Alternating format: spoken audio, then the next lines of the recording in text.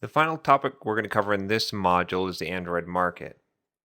The Android market is basically a way that you can get your application out there so that other people can find it, and it's also something that you can use to find applications. It allows you to do a free model where you give the application away for free, and perhaps you use ads to generate some revenue, or perhaps you don't care, you just want to create an application to have out there, or you can charge money for that application.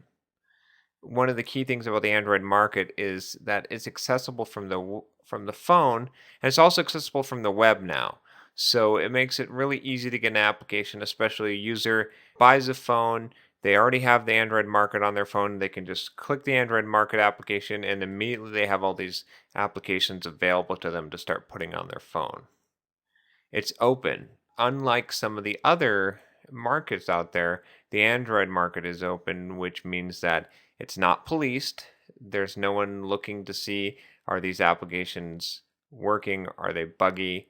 Obviously, some really bad application is going to get removed from the market if it violates the terms of use, or is full of profanity or something like that. But for the most part, applications are not policed. There's really no approval process. You don't submit your application, then Google says okay or nay.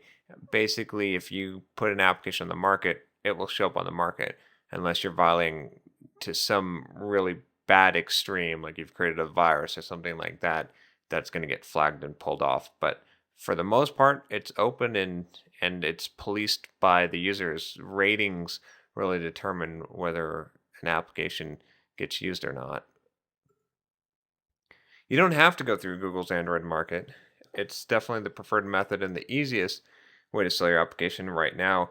But there are some other application markets that are out there. I know Amazon is building one, and there's some other ways to distribute your application, but we're not really going to go into that. There's a licensing service that Google provides that I've actually integrated in one of my applications that's actually really nice for making sure that someone doesn't steal your application. With Android, it's pretty easy to basically use the debugger tools to side load an application onto a phone. So having a licensing service that allows your application to make out a call to Google server and check to see if this user actually purchased the application is a pretty nice feature that can help to decrease the pirating that could happen with your application. Let's talk a little bit about the costs. So, what does it cost to be an Android developer? Well, there's a one time $25 fee. So, that's really not that expensive. It's not a yearly fee or anything. You just pay it one time. And then, of course, Google's got to make some money somewhere here. And the way that they make it here is that they take a 30% fee for applications sold.